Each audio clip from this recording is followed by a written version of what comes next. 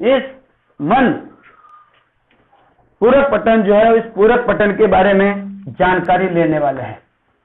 तो मन, इस पूरक पठन के बारे में जानकारी लेने से पहले हम क्या करते हैं कि विकास परिहार्य जो है इनके बारे में या इनका परिचय जो है उसके बारे में शॉर्टकट में जानकारी लेते हैं।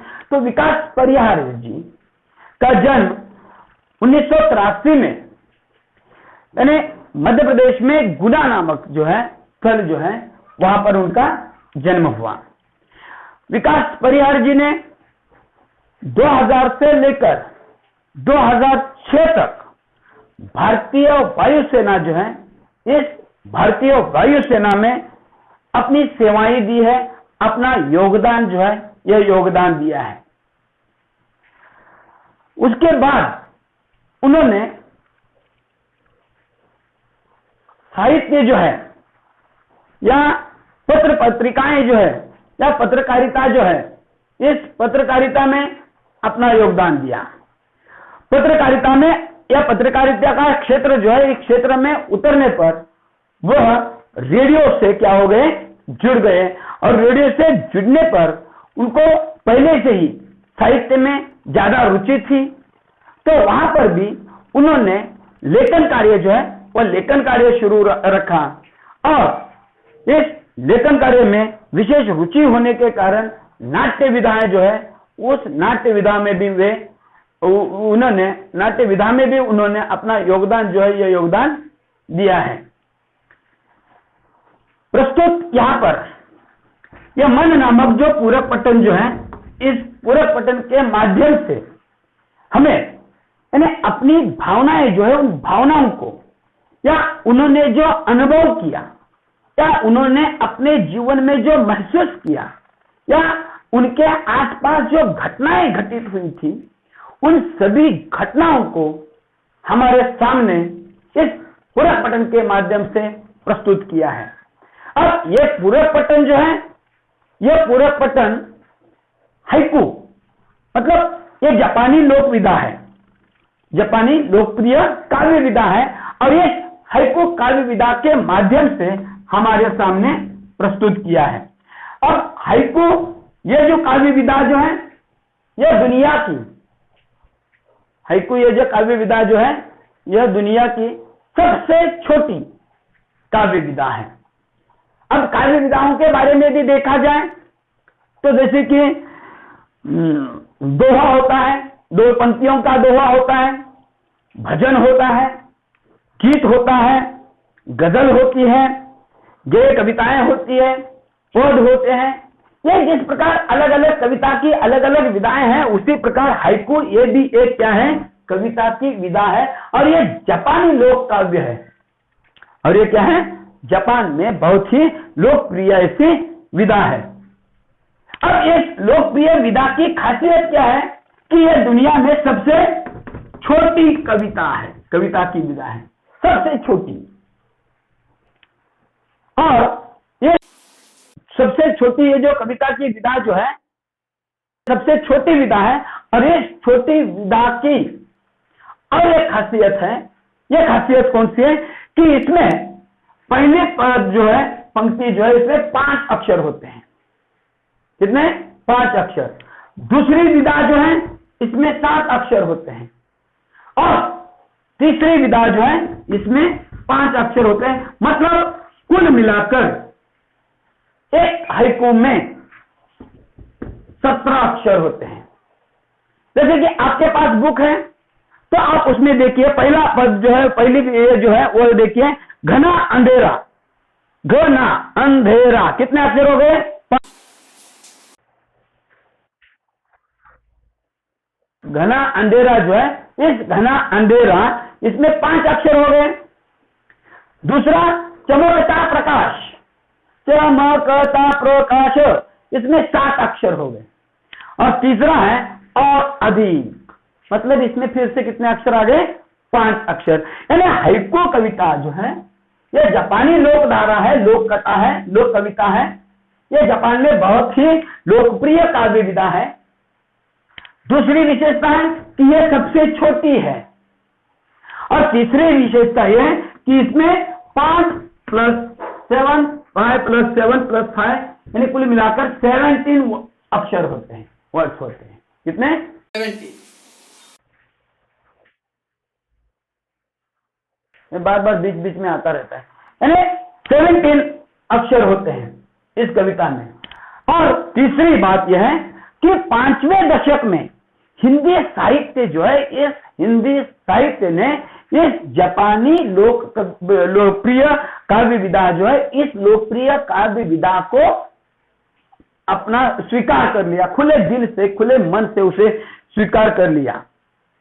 और इन कविता जो है, इसमें अपने विचार, अपने भाव जो होते हैं, उन भावों को कम से कम, मतलब 17 शब्दों में आप अपने भाव जो है, या अपनी भावनाएं जो है, या अपने विचार जो है, उन विचारों को आप क्या कर सकते हो? प्रकट सकते हैं।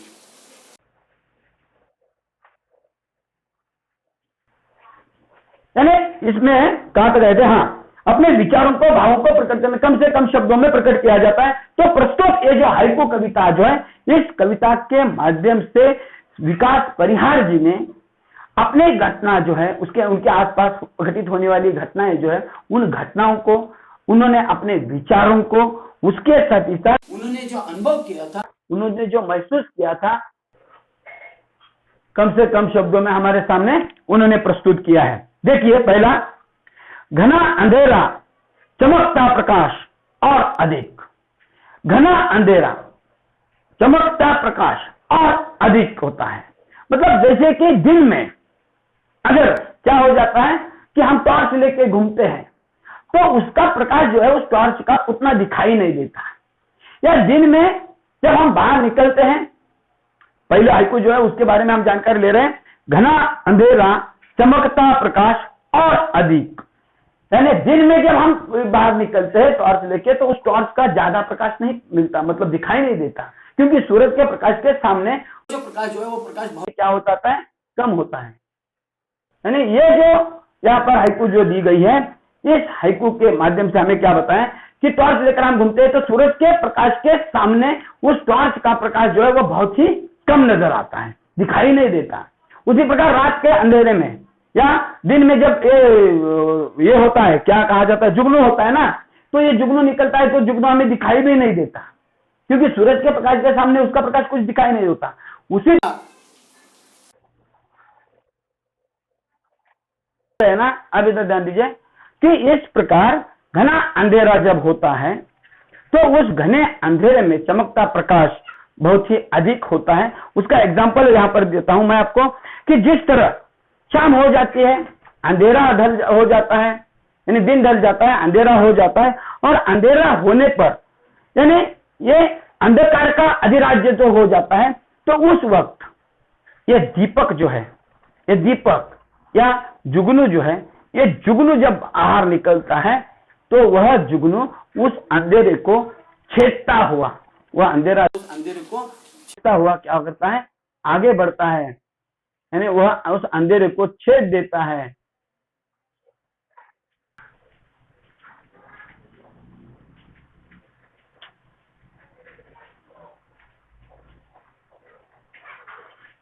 छेद देता है, और उस अंधेरे को छेदते हुए यह दीपक जो है वह आगे बढ़ता है। मतलब अंधेरे को छेदने की शक्ति जो है वो दीपक में होती है।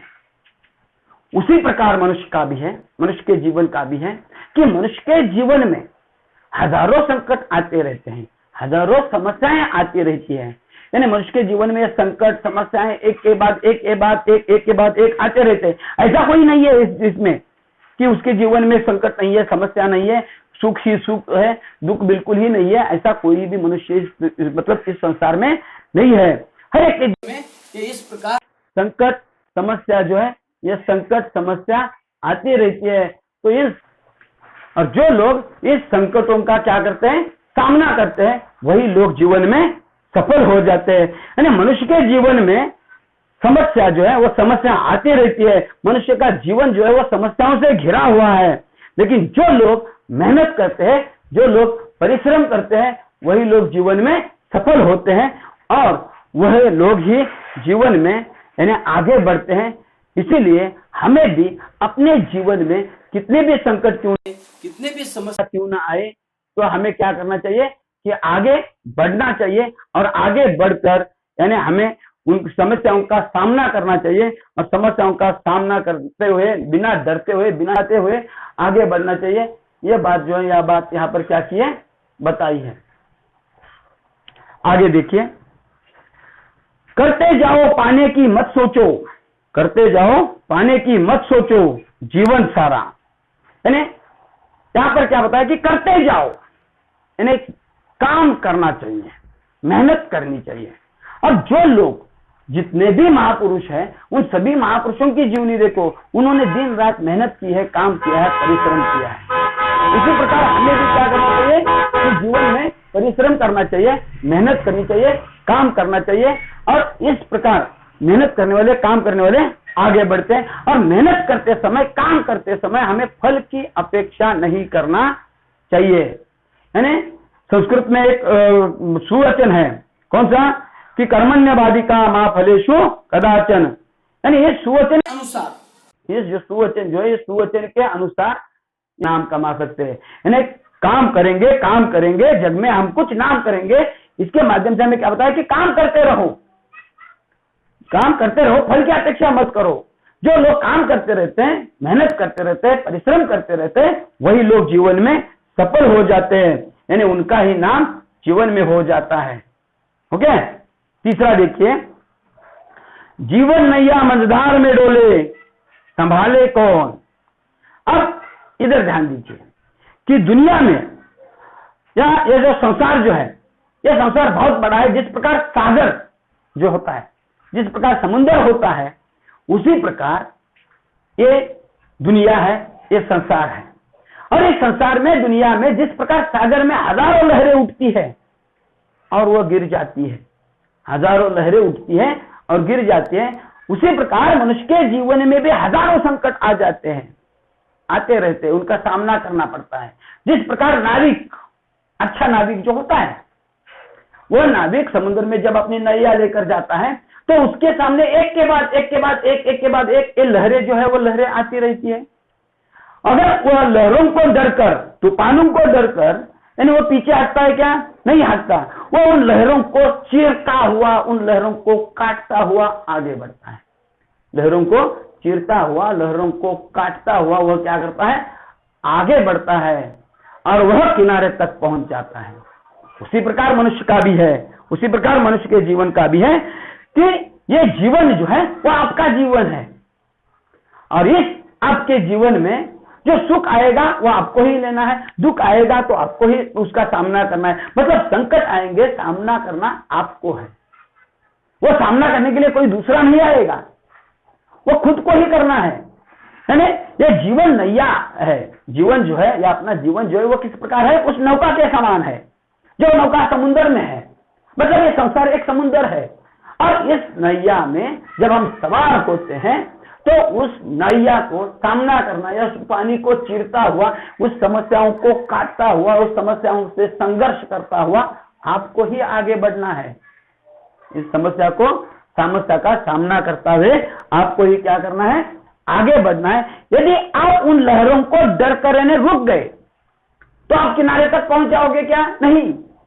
मतलब अपने जीवन में ये जो संकट है, समस्या जो है, इन संकटों का, समस्याओं का सामना अगर आपने नहीं किया तो आप जीवन में हार जाओगे, यानी सफलता जो है वो सफलता आपको नहीं मिलेगी।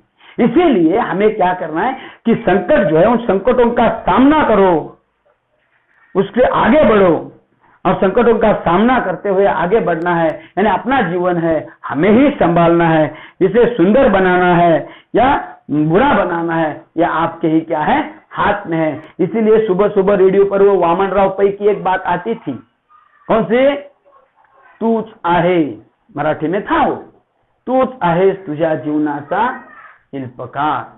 यानी आपका जीवन जो है वो, आपका जीवन सुंदर बनाना है या उसको बुरा बनाना है, वो किसके हाथ में है, आपके है। क्योंकि ये जीवन नैया है, इसके मंझधार जो है वह आप में है। और ये मंझधार जो है इसे बीच में डुलती है, तो इसको बचाना या उसको डुबाना ये किसके हाथ, आपको ही इस प्रकार क्या करना है, आगे बढ़ना है।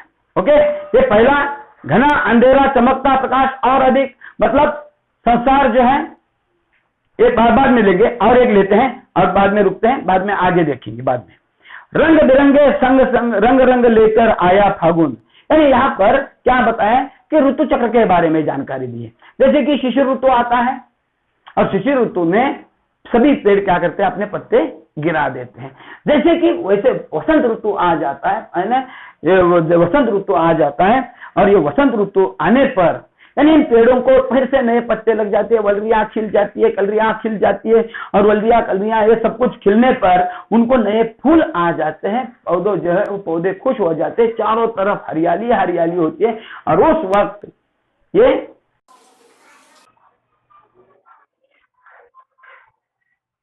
वलरियां खिल जाती है, कलरियां खिल जाती है। वलरियां कलरियां खिलने पर, फूल लगने पर ये मयूर नाचता रहता है और वो खुश हो जाता है, प्रसन्न हो जाता है।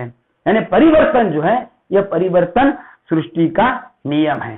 जैसे कि फागुन महीना आ जाता है और चारों तरफ दुनिया जो है वो रंगीन हो जाते हैं, फूल खिल जाते हैं। उसी प्रकार मनुष्य का भी है कि मनुष्य के जीवन में आज यदि दुख है, आज यदि संकट है आपके सामने यदि समस्याएं हैं, तो आपको क्या करना है कि एक बात ध्यान में रखना कि उस समस्या का सामना करते रहो, समस्या खत्म हो जाएगी, आगे आपका जीवन जो है वो सुखमय होगा। यानी परिवर्तन सृष्टि का नियम है, उस नियम के अनुसार आपके जीवन में भी सुख के बदले दुख के बदले सुख आएगा, क्योंकि सुख और दुख ये दोनों आंख मिचुनी का खेल खेलते रहते हैं। सुख के बाद दुख आता है और दुख के बाद सुख आता है। यानी ये बात यहाँ पर क्या की है, बताई है। नेक्स्ट आगे देखो, कांटों के बीच खिलखिलाता फूल देता प्रेरणा, कांटों के बीच खिलखिलाता फूल देता प्रेरणा। यानी कवि का यहाँ पर यह कहना है कि मनुष्य का जीवन जो है, कवि का यहाँ पर यह कहना है कि मनुष्य का जीवन जो है, इस जीवन में बहुत सारे संकट है, बहुत सारे समस्याएं हैं। मनुष्य के जीवन में बहुत सारे संकट है, बहुत सारे समस्याएं हैं, समस्याओं से घिरा हुआ ये जीवन है। और फिर भी इसको हमें क्या करना है, सुंदर बनाना है। कैसे सुंदर बनाना है, कैसे सुंदर बनाओगे आप उसको, कि देखो यहाँ पर बहुत ही बढ़िया एक सुंदर उदाहरण के तौर पर बताया है। कौन सा उदाहरण दिया है, कि फूल का उदाहरण दिया है। फूल जो है उस गुलाब के फूल का उदाहरण दिया है। गुलाब का फूल जब हम देखते हैं उसे बहुत सारे कांटे होते हैं और उन कांटों के बीच ये फूल जो है वो फिर क्या हो जाता है, खिल जाता है। प्लीज माइक किसी का ऑन है, माइक बंद करो प्लीज, माइक किसी का ऑन है, आवाज आ रही है, माइक बंद करो प्लीज। हाँ, तो यहाँ पर क्या बताएं कि कांटों के बीच खिलखिलाता फूल, यानी मनुष्य के जीवन का उसी प्रकार है कि बहुत सारे समस्या संकटों से मनुष्य का जीवन घिरा हुआ है और इस घिरे हुए जीवन में, संकटों में, यानी हमें क्या करना है कि बहुत आगे बढ़ना है, उसका सामना करना है, उसका संघर्ष करना है और आगे बढ़ना है, तब मनुष्य का जीवन और हो जाता है सुंदर, वो सुंदर हो जाता है।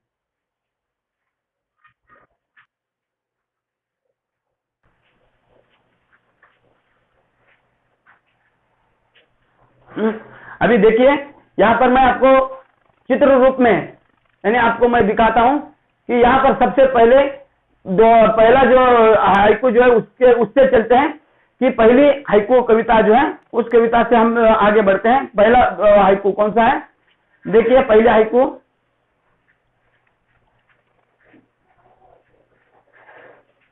हाँ, घना अंधेरा चमकता प्रकाश और अधिक। यानी ये जो हाइकू जो दिया गया है, इस हाइकू के माध्यम से कवि ने हमें क्या बताया कि मनुष्य के जीवन में भी यानी क्या है, ये अंधकार होता है, बराबर। जिस प्रकार दिन ढल जाता है और जैसे दिन ढल जाता है वैसे क्या हो जाता है, दिन ढल जाने पर यानी चारों तरफ अंधकार फैल जाता है और जब अंधकार फैल जाता है तो अंधकार का आदि राज्य होता है और उस अंधकार के आदि राज्य में ये दीपक या ये जुगनू जो है, जुगनू क्या करता है, उसे 1 मिनट बढ़ता है, यानी जुगनू उस अंधकार को काटता हुआ, छेदता हुआ आगे बढ़ने का प्रयास करता है, तो वह जुगनू उस अंधकार को छेद देता है। उसी प्रकार मनुष्य का भी है, मनुष्य के जीवन में भी बहुत सारे संकट होते हैं, समस्याएं होती है और उस संकटों से सामना करते हुए संकटों का संघर्ष करते हुए, उन संकटों को छेदते हुए, जुगनू की तरह, जुगनू जिस प्रकार अंधकार को छेदता है, उसी प्रकार इन संकटों को छेदते हुए, उन संकटों का सामना करते हुए हमें क्या करना है? आगे बढ़ना है। क्योंकि यह अंधकार जो है, वह अंधकार क्या हो जाएगा? खत्म हो जाएगा। और यह संकट या समस्या जो है, इन संकटों को, समस्याओं को देखकर हमें डरना नहीं चाहिए, घबराना नहीं चाहिए, बल्कि आगे बढ़ो, मेहनत करो। डरने वालों की हार हो जाती है और आगे जो बढ़ते हैं उनकी ही क्या हो जाती है? जीत हो जाती है। उस प्रकार हमें आगे बढ़ना चाहिए और हमें क्या होनी चाहिए? एकता जो है, एकता भी होनी चाहिए। दूसरा जो है वो कौन सी बताई है? करते रहो, पाने की मत सोचो। करते रहो, पाने की मत सोचो, जीवन सारा। यानी करते रहो, पाने की मत सोचो, जीवन सारा। मतलब संस्कृत में जिस प्रकार कहा है वैसी प्रकार मैंने अभी जिस प्रकार बताया उसको आपको उसी प्रकार कर्मण्यवाधिका मा फलेषु कदाचन।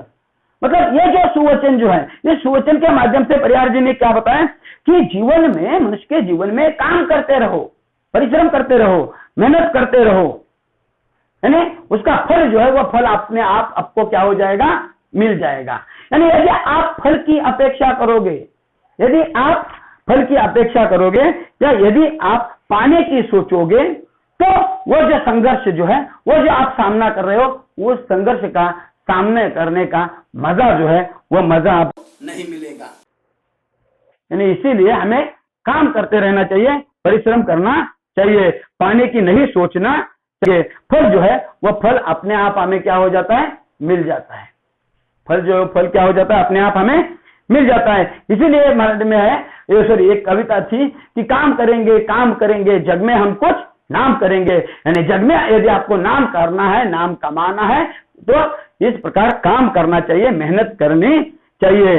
काम करने पर अपने आप उसका फल जो है, यह फल हमें मिल जाता है। या काम करने पर हम अब क्या हो जाते हैं कि जीवन में सफल हो जाते हैं। ये लड़का जो है वो ऊपर जा रहा है, मतलब मेहनत कर रहा है, परिश्रम कर रहा है, सफलता जो है वो सफलता उसे मिल गई। ये देखो सफलता जो है वो सफलता क्या हो गई? उसे मिल गई। यानी इस प्रकार सफलता मिल जाती है। लेकिन पाने की यदि हम सोचेंगे तो हमें क्या है कि आनंद जो है, वह आनंद, वो मजा जो है, वह मजा नहीं मिल सकता या नहीं मिल जाता।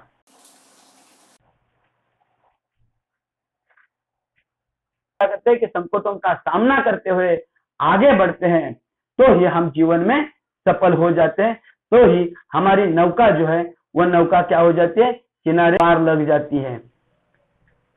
1 मिनट, हाँ, किनारे पार लग जाती है। यानी मराठी में एक यह है, वामनराव पै की बात है ना, कौन सी बात? कौन सी बात? कि तूच आहे तुझ्या जीवनाचा शिल्पकार। यानी उसी प्रकार आपका जीवन है, तो इसको सुंदर बनाना है, सुखमय बनाना है या दुखमय बनाना है, ये किसके हाथ में है? आपके हाथ में है। यानी आप ही उसको सुंदर बनाओगे या मतलब आप ही उसे बुरा बनाओगे, यानी आपके हाथ में है। यानी जीवन आपका है, इसको मंझार मतलब संभालना, या संभालने के लिए दूसरा कोई नहीं आएगा, इसे आपको ही क्या करना है? संभालना है। आगे देखिए, नेक्स्ट, रंग बिरंगे संग संग लेकर आया फागुन। रंग बिरंगे मतलब जब ऋतु चक्र जो है उसके बारे में जानकारी दिए कि जब फागुन का महीना होता है तो क्या हो जाता है कि चारों तरफ दुनिया जो है वो रंगीन हो जाती है।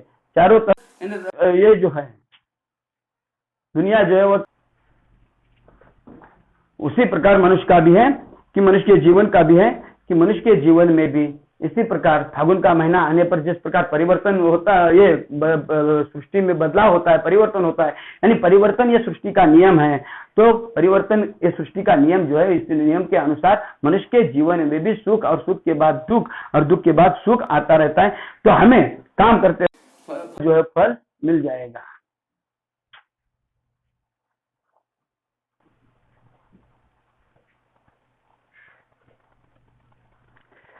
कांटों के बीच खिलखिलाता फूल देता प्रेरणा। यानी कांटों के बीच, यहाँ पर गुलाब के फूल का उदाहरण दिया है और इस फूल के माध्यम से हमें यह बात बताइए कि मनुष्य के जीवन भी इसी प्रकार क्या है कि संघर्षमय है। यदि उन संघर्षों का आप सामना करोगे, उससे सामना करते हुए आगे बढ़ोगे, तो अपने आप आपका जीवन जो है वो जीवन भी क्या हो जाएगा, सुंदर बन जाएगा। जिस प्रकार ये खिला हुआ फूल है उसी प्रकार यानी ये फूल हमें प्रेरणा देता है, कहता है कि मैं जिस प्रकार कांटों के में रहकर यानी सुखी हूं, खुश हूं, उसी प्रकार आपको भी क्या करना है कि सुखी रहना है, खुश रहना है।